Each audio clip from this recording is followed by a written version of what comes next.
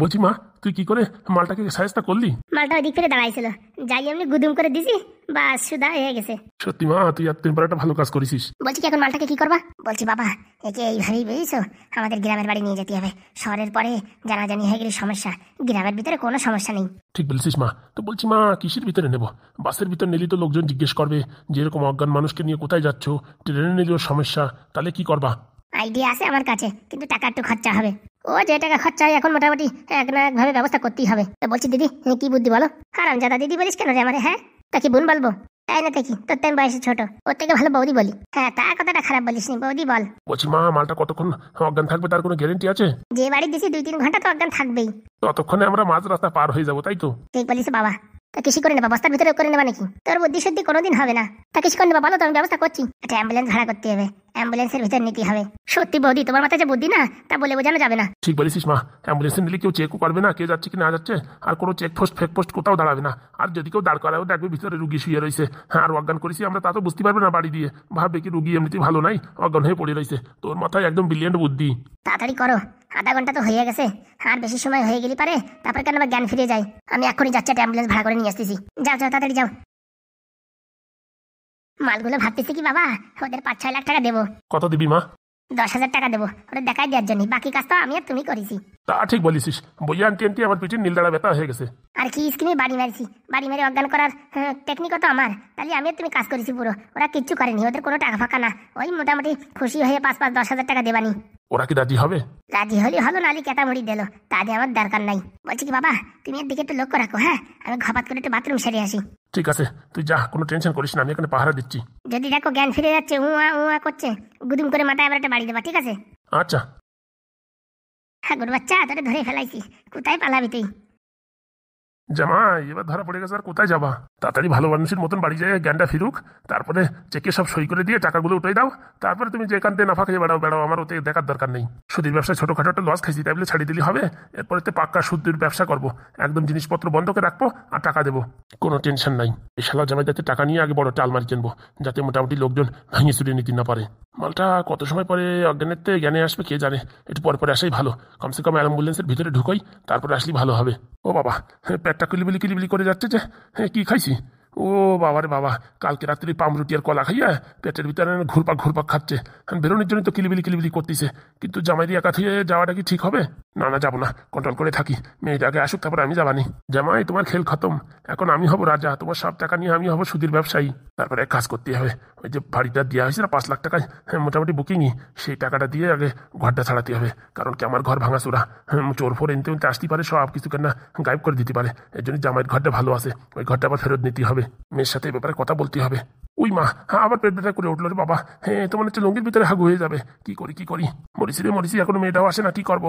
এক কাজ করি, ঘরের কোনায় একটু মারি দিয়ে আসবো নাকি? হ্যাঁ, এ তো উঠবে না মনে হচ্ছে, 2-3 ঘন্টার আগে যেরকম শীত ঘুম দেশে, যাই ঘরের কোনায় ঘপ করে একটু হেগে দিয়ে আসি। হুড়ি মারে, পেটটা কামড়ায় উঠিছে। হরি বাবা রে, আমি কোথায়? ও মা, মাথায় কি ব্যথা রে বাবা, মাথায় কি ব্যথা? কোন শালা আমার মাথায় পিছন দিয়ে বাড়ি দিয়েছে? হ্যাঁ, বাড়ি দিয়ে ওখান থেকে আমার এখানে নিয়ে এসে, কোথায় নিয়ে এসে কে জানে রে বাবা। কারা আমার আবার ধরে নিয়ে আসলো বুঝলাম না। এক কাজ করে কোন জায়গায় দাঁড়াই থাকি, ঘরে যেটা ঢুকবে আগে তারে গুদুম করে মার দিয়ে তারপরে পালাবো। কোন হারামির বাচ্চা মানে মারিছে, মাথার পিছনে ব্যথা করতেছে। এইখানটা চুপ করে দাঁড়াই থাকি, যে শালা ঢুকবে তারে আগে গুদুম করে লাথি মারবো, নাক মুখ তাইয়ে। হারামের বাচ্চা আমার দোকানের সামনেতে মারে নিয়ে আইছে, নির্ঘাত শালা ওই পুরনো দোকানদার হবে, নাই তো ওই যে সে লালুর গার্লফ্রেন্ডের বাপ হবে, নালি ওই শালা আমারে স্বামী বলেছিল ওই গ্রুপ হবে, 3 গ্রুপের 1 গ্রুপের ভিতরে হবেই হবে, নাই তো আমার শহরে চেনে না জানে না। হ্যাঁ, আমার কিনা আবার শালা কিডন্যাপ করতে আনবে। যাক বাবা, পেটটা পরিষ্কার হয়েছে। হে কি, জামাই নেই, জামাই কোথায় গেল? হারামের বাচ্চা, তাহলে তুই আমার কিডন্যাপ করেছিস? উরি বাবা রে, ছেড়ে দাও আমার, ছেড়ে দাও। তুই জানিস আমি কি? হ্যাঁ হারাম দাদা, আমার কিডন্যাপ করিস, আমার মাথায় বাড়িতে নিয়েছিস। তোর একদিন কি আমার একদিন দাঁড়া, আজকে তোর লুঙ্গিটা নিয়ে খুলে ফেলাবো। হারাম দাদা, তুই সমাজের ভিতরে মুখ দেখাতে পারবি না, তোর এই অবস্থা করবো। ওরে জামাই, আমি কিছু করিনি, তোমার বউ তোমার মাথায় বাড়ি দিয়ে নিয়ে আইছে। হ্যাঁ, আমি কিছু জানি না। আর আমি শালা আমার জামাই বলতেছিস? হ্যাঁ, এখন আমি বিয়ে থাক কিচ্ছু করিনি। হ্যাঁ, আমার জামাই বলতেছিস? তোর একদিন কি আমার একদিন দাঁড়া, তোর আজকে আমি দিয়েছি ভালো করে। ওরে বাবা জামাই, আর মারি না জামাই, আর মারি না, মরে যাবো। হারাম দাদা, আমার জামাই বলিস? তোর একদিন কি আমার একদিন দাঁড়া, হাত ছাড়া দিয়া দোক পোড়া মুখো। ওরে মারে, ওরে বাবা রে, মরে গেলাম রে, মরে গেলাম, ছেড়ে দাও রে, ছেড়ে দাও। হারামির বাচ্চা, আমার পিছন দিয়ে অ্যাটাক করেছিস। যদি বুকের পাটায় দম থাকতো সামনে দিয়ে আসতিস, হ্যাঁ তখন দেখতিস তোদের পুরো একদম কুচি কুচি করে একদম কুকুরে খাওয়াই দিতাম। আমি কিচ্ছু করিনি, হ্যাঁ যা করেছে আমার মেয়ে করেছে। হারামজাদা, তোর মেয়ে আসি বলে দিবি, হ্যাঁ আমার নাম ভাগ্নে, আমার সাথে পাঙ্গা নিলি না একদম ভালো হবে না কিন্তু, বুঝতে পারিস? সারা জীবনের আশা ঘোষাই দেবো। আমার তো চিনিস না, মারবো এখানে, কেলাবি হ্যাঁ কুকুর তলায়। ছেড়ে দাও, ছেড়ে দাও। বলে দিস তো মেয়েরে। বাবা রে বাবা, হাতের তো পয়সাও গেল, জামাইও গেল, এখন মেয়ে আসলে আমার কি বলবে না কে জানে। এক কাজ করি, অজ্ঞান হওয়ার ভঙ্গি করে থাকি, নালি আসে আমার সবাই খাবরাবে না যে এত কলকাটি করে ধরিছি আর এখন পালাই গেল। এক কাজ করি, ও যে জায়গা ছিল সেই জায়গা যাইয়ে হ্যাঁ অজ্ঞান হয়ে পড়ে থাকি। ঠিক আছে, এইভাবে নাটক করে থাকি, নালি মেয়েটা আসলে পারে খিস্তি খামারি করবে না। বাবা তুমি ওখানে কি করছো? হে কি, হ্যাঁ হাগুর বাচ্চা কোথায় গেল? মনে মনে যা ভেবেছি তাই হয়েছে। বাবা, হ্যাঁ বাবা, বাবা। আর একটুক্ষণ নাটক করে থাকি, না তো ভাববে না ভঙ্গি ধরেছি, জানে তো মেয়ে আমি আবার কলাকার। বাবা, বাবা কানে শুনছো না নাকি? ওটো, কানে শোনা যাচ্ছে না? না ঠান্ডা জল এনে ঢেলে দেবো? আমি কোথায়? নাটক মারাই না, তোমার জামাই কোথায় সেরে বলো। সব শেষ হয়ে গেছে মা, সব শেষ হয়ে গেছে। ওই তাদের চলো, অ্যাম্বুলেন্স চলে আইছে। সেই মালটা গেল কোথায়? আমার মাথায় বাড়ি দিয়ে চলে গেছে। কি কি কি কি বলছো? কি করে তোমার মাথায় বাড়ি দিল? আরে ওরকম ফু ফু করছিল, তা ভাবছি কি হয়েছে, আমি যে ধারে আইছি ঘুপুত করে আমার পায়ে ল্যাং মারে নিচে ফেলাই দিয়ে গুদুম করে 3-4টে মুখে ঘুষি মারি দিয়েছে। ঘুষি মারলি আমি অজ্ঞান হয়ে পড়ে গেছি, আর মালটা কোথাতে বেরোয় গেছে আমি কিছু টের পাইনি। নাটক করবে না, তুমি সত্যি করে বলো তুমি কিছু করনি তো? কেন মা, তোর আমার উপর বিশ্বাস হচ্ছে না? তুমি কিছু না কিছু করিছো, নাই তো ও পালাতে পারে না। ওরে বাবা সত্যি বলছি, এখানে হু হু আওয়াজ আইছে, আমি ধারে আইছি, আমার ল্যাং মারে ফেলাই দিয়ে নাকে মুখে ঘুষি মারে পালাইছে। আর যাওয়ার সময় কি বলে গেছে জানিস? কি বলে গেছে? বলেছে তোমার মেয়ে যদি আসে বলে দিও ও আমার পিছনে লাগলি পরে কুচি কুচি করে কুকুরটি খাওয়াবে। কিন্তু তুমি তো অজ্ঞান ছিলে, তুমি কি করে শুনিছো? ওই প্রথম যখন ঘুষি মারিছে তারপরে বলিছে। তুই কি আমার উপরে সন্দেহ করিস নাকি মা? তোমার দিয়ে কোনো কাজ হবে না, বাস 5 মিনিট একটু হাগু করতে গেছি, তার ভিতরে খেল খতম করে দিছো। বলছি এই জায়গায় অ্যাম্বুলেন্স এসে দাঁড়ায় রয়েছে, হ্যাঁ এখন কি করবো? পুরো মুখ আমাকে জ্বালা, আমরা বাঁচতেছি না, অ্যাম্বুলেন্সে কি করবো? এক কাজ কর, আমার ঘুষি মারি অ্যাম্বুলেন্সে ভর্তি করে দে আমারে, বুঝতে পারিস? ও বাবা, আমি আবার কখন বললাম? দেখতেছিস না এখানে পালাই গেছে, এখন কি করবো? অ্যাম্বুলেন্স আমার যে 3000 টাকা দিয়ে বুকিং করে নিয়ে আইছি, এখন ক্যান্সেল করে দে। এখন ক্যান্সেল করলে মানবে? 10-20 টাকা দিয়ে দে, চুল্লু খাতি, দেখ ঠিক সেটেল হয়ে যাবে। তো মহাজালায় পড়িছি, মাথা গরম করিস না, যা যা যা। এ কি করে ফাঁসাই দিল রে বাবা, এখন লোকের কিস্তি খামারি শুনতে হবে। সত্যি করে বলে বাবা, তুমি কিচ্ছু করনি? সত্যি করে বলছি, তোর মার দিব্যি খেয়ে বলছি আমি কিচ্ছু করিনি। মার দিবি খাই বলিস? মা কি এই পৃথিবীতে আছে নাকি? হ্যাঁ তুমি মার দিবি খাই বলতিস? তুমি তোমার দিবি খাই বলো। সত্যি বলছি মা, আমি যে বলিছি তাই সত্যি। তো তোমার দিব্যি খাতে অসুবিধা কি? যদি কোনো কথা মিস হয়ে যায় এদিকে তো ওদিক হয়ে যায়, তারপরে আমি যদি পটল তুলে যাই তো সুদীর ব্যবসা করবে কিনা? এ শালা কাকে নিয়ে আইছি আমি? হ্যাঁ আমি কেন মরি না? এইসব জাতের সাথে না থাকাতে মরে যাওয়া ভালো। ওরকম বলিস না মা, তুই জামাইদি যে করে হোক ধরে নিয়ে চল, টাকা না হলে যে আমি সুদীর ব্যবসা করতে পারবো না। এর ঘাট তুমি আমার বাপ হও, নাই তো মনের ভিতরে এরকম খিস্তি আসতেছে না, যদি দিতাম না তোমার কান দিয়ে রক্ত বেরোয় যেত। দে মা 2-4টে খিস্তি দিয়ে রাগটা একটু কম কর, জামাই যাবা ধরতে হবে যে, নাহলে আমার সুদীর ব্যবসা তো পুরো একদম ইসির ভিতরে চলে যাবে। তোমার আর কি বলবো, সব শেষ করে দিলে। হ্যাঁ আর একবার চেষ্টা কর হবে। তোমার কি মনে হয় এরপরে ওইভাবে ঘুরে বেড়াবে? এখন থেকে সবসময় সতর্ক থাকবে, সাথে একটা দুটো বডিগার্ড থাকবে। হ্যাঁ এরকম সুযোগ আর পাওয়া যায় কোনোদিন বলো তুমি? দেখ মা, আমার কোনো দোষ নেই, আমি কিচ্ছু করিনি। হু হু করিছে, ধারে আইছি, ল্যাং মারিছে, নাকে মুখে ঘুষি দিয়েছে, আর বলিছে তোমার মেয়েরে কুচি কুচি করে কুকুরি খাও, ওই কথা বলে চলে গেছে। ওই কথাটা শোনা অব্দি তুমি অজ্ঞান হনি, শুনি আমি অজ্ঞান হয়ে গেছে, তাই তো? এখন মা অজ্ঞান কোন সময় হবো সেটা তো আমার হাতে না, সেটা ওই মাদ্রাসে তার উপরে ডিপেন্ড করে। সত্যি তোমাদের কোনো কাজ হবে না, খালি খালি আনিছি। আমি যদি ঘরের কোনায় যদি হাগিয়ে দিতাম তাও লাভ ছিল, একটু দূরে যাই যে কি বিপদ হয়েছে তা এখন বুঝতে পারতেছি। ওরে মা, তোরতে আমার লস বেশি হয়েছে। হ্যাঁ তোমার লস বেশি হয়েছে। কত লোক সুদি টাকা যাচ্ছে জানিস, আমি দিতে পারছিস না, কত টাকা লস হয়ে গেল। হাতে নাই ফুটো করি, উনি আবার সুদীর ব্যবসার মালিক হরি। দেখে নিস মা, একদিন আমি বড় সুদখোর হবই হব। এই জন্মে বোধহয় আর হবে না, পর জন্মে তোমার হতেই হবে। এ কথা বলিস না মা, এই জন্যই হব। তোর মরামারে আমি কথা দিছি, আমি সুদখোর হয়ে তোমার কাছে ফেরবো। তোমার আর কি বলবো? সত্যি বলছি মা, আমার কোনো দোষ নাই, তুই এটা নতুন করে প্ল্যান করো রে ধরার। কি করবো আর ভাল লাগতেছে না। এখন মালটা আমার দেখলেই তো পালাবে, না তো আমার দেখলেই কেলাবে, এই দুটোর একটা। বাঁচে গেছি এই যাত্রায়, আমি এটার সামনে মিথ্যে কথা কয়ে বাঁচিয়ে গেছি। আর যদি জানতো আমার জন্যই পালাইছে তাহলে আজকে আমার শ্রাদ্ধ করে দিত। শ্রাদ্ধ করবেই না কেন? হ্যাঁ 1 কোটি টাকার ব্যাপার। কি করে ধরা যায় মালটাকে? কি করে ধরা যায়? কি করে ধরা যায়? কি করে ধরা যায়? কিছুই মাথায় আসছে না। বলছি মা, কোনো বুদ্ধি আসলো? হ্যাঁ আমার মাথায় তো কম্পিউটার ভরা, টিভি দিলি বুদ্ধি বেরোতে থাকে। বললি হবে না মা, তোর মাথায় বুদ্ধি বেশি, তুই একটু ভাব, নিশ্চয়ই একটা না একটা রাস্তা বেরোবে। রাস্তা বেরোয় আর কি লাভ? তোমার মতন বাপ থাকলেই পারে, কোনোদিন এ কাজ হবে না। তো তুই কি বলতেছিস মা, ইন্দুর মারা বিষ খেয়ে মরে যাবো? ওরা তো শুধু এসব হাবিজাবি কথা বলতি, একজনের একটু গার্ড দিতে পারলাম তাই দিতে পারলে না। আর কি বলবো, কত টাকা লস হয়েছে তা জানো? ওরে রে, আমার ভাগ্নের কি হলো রে? কোথায় গেল? কি করলো? কে কিডন্যাপ করে নিয়ে গেল? কিছুই তো বুঝছি না। কে আর কিডন্যাপ করবে? আমার যতদূর মনে হয় ওই যে বলছিল না স্বামী স্বামী, সেই হয়তো হবে। বলছি আমাদের পাড়ার মদন হবে না তো আবার? কে জানে ওই বাচ্চা ছেলেটার উপরে কে নজর লাগিয়েছে, কে জানে আমার ভাগ্নের কি হলো রে, কি হলো। কিচ্ছু হবে না, ভগবান দেখো ঠিক বাঁচিয়ে দেবে, কিচ্ছু হবে না। বন্ধুর থেকে একটু এদিক ওদিক গেছে, তার ভিতরে এরকম ঘটনা হবে কোনোদিন বুঝতেই পারিনি। বলছি চলো না, পুলিশ স্টেশনে যাই, চলো না। দেখো এখনো হারিয়ে গেছে 2-4 ঘন্টা হয়েছে, 24 ঘন্টা না হলে এফআইআর লেখে না। হ্যাঁ বাবা সত্যি, এখন আমার ভাগ্নে রে 24 ঘন্টা পরে খুঁজতে হবে। ওরে বাবা রে, কি করে থাকবো? ওর জন্য কত কিছু রান্না করেছি, ডিম রান্না করেছি, মাংস রান্না করেছি, ফ্রাইড রাইস রান্না করেছি, এখন কে খাবে এগুলো? কই রে আমার ভাগ্নে কই গেল? গিন্নি ঠিক চলে আসবে, দেখো ঠিক চলে আসবে। জানি না বেচারাকে কিভাবে ধরে নিয়ে গেছে না কি করেছে কে জানে। আমার পরাণ কাঁদছে রে, আমার পরাণ কাঁদছে। সকাল থেকে আজকে আমার বাউ চোখটা লাফাচ্ছিল ঢপ ঢপ ঢপ ঢপ করে, মনে হচ্ছিল কি হবে। কেন যে আমি বললাম না যে আজকে দোকানে যাওয়ার দরকার নেই। আমারই দোষ, সব আমারই দোষ। না গিন্নি তোমার দোষ না, সব দোষ আমার। আমি যদি আগে ওর বাড়ি খাতি পাঠাতাম তাহলে আর এই ঘটনাটা হতো না। না না, তোমাদের দোষ না, দোষ আমার। আমি যদি বন্ধুটি ছাড়িয়ে না যেতাম তাহলে আর আজকে এই দিন দেখতে হতো না। না না, দোষ তোমাদের না। আমি সব সময় তোমার চার দোকানে পড়ে থাকি। আজকে যে কি মরণ চাতলো, আমি যে কেন যে আসলাম না। আমি থাকলে এই ঘটনা কোনোদিনই হতো না, কোনোদিনই হতো না। ভাগ্নে তুই কোথায় রে ভাগ্নে, তুই কোথায়? তোরা ছাড়া যে আমার পরাণ কাঁদতে যাচ্ছে ভাগ্নে। হরি বাবা রে, হরি মা রে, কি করবো রে, কি করবার ভালো লাগছে না। লিলি লিলি লিলি দেখ রে বাবা, দেখ কে ফোন করেছে, দেখ। দেখছি মামা দেখছি, নতুন একটা নাম্বার থেকে ফোন আসছে। লিলি লিলি লিলি লিলি আমার ভাগ্নে ফোন করেছে, ধর রে ধর, আমার ভাগ্নে ফোন করেছে। হ্যালো, আরে বন্ধু লালু। ভাগ্নে? হ্যাঁ মামা, বলছি বন্ধু তুমি আমার ছেড়ে কোথায় চলে গেছো বন্ধু? আর বলিস না, তোরা দোকানে কেউ তখন ছিলি না। পিছন দিয়ে ওই সেই স্বামী স্বামী বলে একটা মেয়ে আইছিল না, আমার মাথায় বাড়ি দিয়ে আমার অজ্ঞান করে বস্তার ভিতরে ভরে আমার নিয়ে গেছিল। ও বাবা, কি কুলক্ষণে কথা। বন্ধু এখন কোথায় আছো? আরে বন্ধু সে নতুন জায়গা আমি চিনতে পারতেছি না, তালতলা নাকি। এখন সেই গ্রামের নাম ফামও ভুলে গেছি, আমি কি করে কি আসবো আমি বুঝতে পারতেছি না। বলছি বন্ধু পাশে কারো কাছে জিজ্ঞেস করো যে কোথায় আছো তুমি। হ্যাঁ আমি এখনই আমার ফটফটি নিয়ে আসি। ভাগ্নে জীবন পুরো কান দেখেছিল। ওরে ভাগ্নে তুই তাড়াতাড়ি আয়, তোর জন্য কত কিছু রান্না করে রাখছি। আয় রে আয়, আমার পরান কান্দি যাচ্ছে। আরে আমি টেনশন করি না, আমি আসতেছি। আসার পরে কিলোখানি খাবানি। জিজ্ঞেস করো কোথায় আছো। ও দাদা দাদা, এই জায়গাটার নাম কি? চাঁদের মাপুরি। চাঁদের মাপুরি? তাই তো বলছে। আরে ভালো করে শোনো, তোমার সাথে আর কি মারছে মনে হয়। দাঁড়া বন্ধু দেখি আরেকজনে জিজ্ঞেস করি। একটা লোকের ফোন দিয়ে তোরে ফোন করেছি, নাম্বারটা মুখস্থ ছেলে বলে। যার ফোন নিছো তার কাছে জিজ্ঞেস করো না তো। আরে সে লোক মাতাল মদ খেয়ে হুহা করছে, তার ফোন নিছি একটু ফোন করতি। ও দাদা বলছি এই জায়গাটার নাম কি দাদা? কাঁঠাল ঘাট।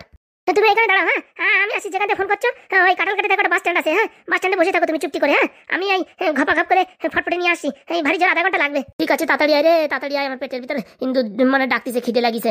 এই তো এখনই বেরোচ্ছি। বলছি মামা আমি তাহলে যাই, যাই বলতি নাই আসি বলতি। হয় যাই আসি, আমি নিয়ে আসি। সাবধানে যাস বাবা, সাবধানে যাস, আর গাড়ি আসতে চালাস। আসবো নাকি আমি? না না 3 সিট হলে সময় বেশি লাগবে না, তারপর আবার পুলিশ টুলিশ ধরলি আর জ্বালা। ঠিক আছে সাবধানে আসিস। এই যাবো আর আসবো। কত বড় আনন্দ পাইছি জানো ভাগ্নের খবর পাওয়াই। আমি জানতাম ভাগ্নের কেউ কিছু করতে পারবে না। তুই কি জানতি রে নারায়ণ? তোর থেকে আমি জানি ও যে কি জিনিস, ওরে জব্দ করা অত সোজা না। যাক ভগবান যা করে ভালোর জন্যই করে। আসি মামা। সাবধানে। যাক বন্ধুর খবর পাওয়া গেছে, এখন আর কোনো টেনশন নেই। এখন টেনশন নেই তো? না না বন্ধু, এখন আর কোনো টেনশন নেই। দেখ সত্যি যদি ভাগ্নে চলে যেত না, ওরে নিয়ে গেছিল, সেখান থেকে ওদের মার গুঁতো দিয়ে চলে আইছে। বুঝতে পারিস তোদের কত ভালোবাসে, তাহলে আর টেনশন করিস না যে তোদের ছেড়ে চলে যাবে। বুঝতে পারিস? ঠিক বলেছিস বন্ধু, ঠিক বলেছিস। আমার বিশ্বাস ছিল ভাগ্নে ফেরত আসবেই, আর ওর কেউ কিছু করতে পারবে না। আরে গিন্নি সেদিন আমাদের দোকানের সামনে বসে কিরকম কুম্ফু মার দিয়েছে জানো? তোমার তো গোটা সপ্তাহে ভয় করে, তুমি কিচ্ছু পারো না। ভাগ্নে আছে বলে এখন আমাদের জীবনটা একটু রোশনির মতন চকমক করছে। ঠিক বলেছো গো, ঠিক বলেছো। যাও বাজার থেকে একটু মিষ্টি নিয়ে আসো, সবাই একটু মিষ্টি মুখ করাই। আনছি গো আনছি। মিষ্টি আনার দরকার নেই, ভাগ্নের চা আছে নাকি দেখো 2-4 কাপ, তাই দাও, তাতেই আমরা সন্তুষ্ট। দোকানে গিয়ে দেখতে হবে ফ্ল্যাক্স হয়ে আছে কিনা। যাও যাও যাও, পট করে নিয়ে আসো, একটু চা খাই। যে টেনশন দিছিলে বাবারে বাবা, আমার লুঙ্গির মাজা ঢিলে হয়ে গেছিল। আমার তো চোখে জল আর ছাড়াচ্ছিলই না, যেই ফোন আইছে তখন ওই ধরে একটু প্রাণ আইছে। আর বন্ধু বলিস না, আমার তো অক্সিজেন লেভেল একদম লো হয়ে গেছিল। লো করিস না, কাল তোমার বিয়ে আছে, সেই ব্যাংকালার মেয়ের বিয়ে, যাবি তো? ও বাবা, বিয়ে তো আমারই করাতে হবে, না গেলে হবে? যা যা যা, তাড়াতাড়ি 1 কাপ চা নিয়ে আয়। বন্ধু বয়, আমি যাবো আর আসবো। আরে যা তাড়াতাড়ি যা, আমার আর তস হইছে না। ভাগ্নে ফিরে আইছে রে, ভাগ্নে ফিরে আইছে। বলছে আজকে আসতে এত দেরি হলো কেন? আর বলো না, মেডিকেল স্টোরে অনেক লোক ছিল, তারপরে বাবাকে ফোন করে ডাকলাম, বাবা একটু বসলো, তারপর তোমার সঙ্গে দেখা করতে চলে আইছি। ওই যে কাকা দেখতে পাচ্ছি তো, ওই যে মেয়েটা, ওইটা হচ্ছে আমার গার্লফ্রেন্ড। কিন্তু ও যে একটা ছেলের সাথে কথা বলছে, ওটা আর বন্ধু না ছাই। এরকম কেন বলছো? ওরা একটা মেডিকেল স্টোরের ছেলে, ওরা সেদিনকে খেলাইছি আমরা, আমি আর পাদু। মানে এই মালটা আমার মুখে মদ ঢালিছিল। হ্যাঁ আলি কাকা দাঁড়ায় আছো কেন? চলো গুদুম গাদাম করে মালটারি মেরে একদম ঠান্ডা করে দিই। আরে না, তোর প্রেমিকের সামনে ওরে মারলে ও তো হিরো হয়ে যাবে, আগে ওকে যেতে দে, তারপরে দেখছি কি করবি রে ঢ্যাবনা। দেখো ফুটোদা আমি কি করি, আমার হচ্ছে লুঙ্গি প্যাচের আড়াই বুদ্ধি। বলছি ভাইপো তুই এখান থেকে চলে যা। কেন? বলছি ভাইপো তোর একটা বুদ্ধি দেবো। বলো কাকা। এই মেয়ে ভালো না, এই মেয়ের সাথে বিয়ে করিস না। আমি জানি না, আমার এই মেয়ের সাথে বিয়ে করতে হবে, না তো আমি সারা জীবনে বিয়ে করবো না। কেস গড়বড় ফুটোদা, কেস গড়বড়। দেখ, তোর সাথেও কথা বলে, অন্যান্য ছেলে পেলের সাথেও কথা বলে, এইসব মেয়েদের বিয়ে করা কি ঠিক হবে? ওইসব বিয়ের পর ঠিক হয়ে যাবে। হবে না রে ভাইপো, হবে না। আমি অত শত জানি না। হ্যাঁ, আমি ওই চৈতালিরই ভালোবাসি, চৈতালিরই ছাড়া আমি কাউরি বিয়ে করতে পারবো না। বিয়ের পরে যদি তোরে লাথি মেরে খেদাই দেয় তখন? অত শত জানি না। তোমরা যে করে পারো চৈতালির সাথে আমার বিয়ে করাই দাও। দেখ, পরে যদি বিয়ের পরে অশান্তি হয় তাহলে কিন্তু আমরা কিছু জানি না, ওইসব আমি ম্যানেজ করে নেবো। তাহলে এখান থেকে কেটে ওঠ। আমি কোথায় যাবো? তুই এখানে থাকলে কেসটা জমবে না। তুই একটু দূরের থেকে দেখ, গাছের আপটাল থেকে, ঠিক আছে? আমরা কি করি দেখ। ঠিক আছে। কি করবি রে ঢ্যাবনা? ও মাল আমাদের দেখলেই আমি থতবত খেয়ে যাবে। এখন আমার আড়াই প্যাচের বুদ্ধি দেখো। তুমি খালি আমার হতে হ মেলাবা, বুঝতে পারিস? ও তো আমি সবসময় মিলাই, আজকে একটু জোর দিয়ে মিলাবা। বলছি ওই দুটো লোক এদিকে আসে। আরে যে আসে আসুক। মেডিকেল স্যার, ও মেডিকেল স্যার। তুমি কে চেনো তুমি ওদের? বলছি কি কাজটা কি ভালো করছো? কি কি কি কাজ? বলছি ও ম্যাডাম, তোমার নাম কি ম্যাডাম? আমার নাম চৈতালি। বলছি চৈতালি ম্যাডাম, এই যে যে ছেলেটার সাথে কথা বলছো, এ কিন্তু ছেলে সুবিধার না। মানে কি হয়েছে বলুন তো একটু। এই ছেলেটা আমাদের গ্রামে একটা মেয়ের সাথে প্রেম ভালোবাসা করেছে অনেকদিন ধরে, এখন তার সাথে কথাবার্তা বলছে না, এখন তোমার সাথে কথাবার্তা বলছে। হ্যাঁ, তুমি আর কে হও? বান্ধবী। আর তোমরা এসব কি উল্টোপাল্টা কথা বলছো? উল্টোপাল্টা কথা বলছি? হ্যাঁ, তুই ওই চম্পার সাথে কথা বলিস না? বছরের পর বছর ওদের বাড়ি যাওয়া আসা করেছিস, হ্যাঁ, মাংস খাওয়া খাই, হ্যাঁ, কত রং খেলা খেলি, কত কিছু। আর এখন হ্যাঁ ওরে ভুলে যাই, এখন এর সাথে প্রেম করতেছিস? না না না, হ্যাঁ তোমার বান্ধবী। আর তুমি কার কোন চম্পার কথা বলছো? ছি ছি ছি ছি বাবু, তোমায় আমি কত ভালো ভেবেছিলাম, আর তুমি আমায় এইভাবে ধোকা দিচ্ছিলে। আর বললিও না চৈতালি, এ হচ্ছে শয়তানের বাসা, বুঝতে পারিস? ওর মেডিকেল স্টোরেও লোকের ভুল ভালো ওষুধ দেয়, লোকের কাছে টাকা মেরে খায়, লোক মানে হ্যাঁ অসুস্থ মানুষের মদ খায় মুখের ভিতরে। বিশ্বাস নাই? শুনে দেখো। এ কি কি বলছি তোমার নামে এসব? জানো সব মিথ্যে কথা। তাহলে তুই তোর জানুর মাথায় হাত দিয়ে বল যে তুই কোনোদিন কোনো অসুস্থ মানুষের মুখে মদ ঢেলে দিসনি। কি বলছে না? তুমি আমার মাথায় হাত দিয়ে বলো তো। না না চৈতালি, তোমায় আমি খুব ভালোবাসি, তোমার মাথায় হাত দিয়ে আমি কিচ্ছু বলতে পারবো না। তুই যদি এত সৎ চরিত্রের মানুষ হোস তাহলে মাথায় হাত দিয়ে কথা বল। হ্যাঁ, তুমি আমার মাথায় হাত দিয়ে দিব্যি খাও। না চৈতালি, আমি পারবো না। সত্যি কথা হচ্ছে, আমি একদিন খাইয়েছিলাম একটা অসুস্থ মানুষের মুখে মদ দিয়েছিলাম। হ্যাঁ বুঝেছো? আর ওরা যা বললো তুমি ওই চম্পার সাথে ভালোবাসা করেছিলে। না না, এসব মিথ্যে কথা। আমার জীবন মরণ শুধু তুমি চৈতালি। আমি জীবনে কোনোদিন কাউকে ভালোবাসিনি, তুমি প্রথম আর তুমি লাস্ট। জল জান তো মিথ্যে কথা। সত্যি বলছি, আমি তোমার মাথায় হাত দিয়ে বলছি। বল বল, মাথায় হাত দিয়ে বল। যদি কোনো মিথ্যে কথা বলিস তাহলে তোর চৈতালি মারা যাবে। বল। না না না না, আমি হাত দিয়ে বলতে পারবো না। আমি তোমায় হারাতে চাই না বাবু। তুই আমার মাথায় হাত দিয়ে বলবি কিনা সেটা বল। না না, আমি পারবো না।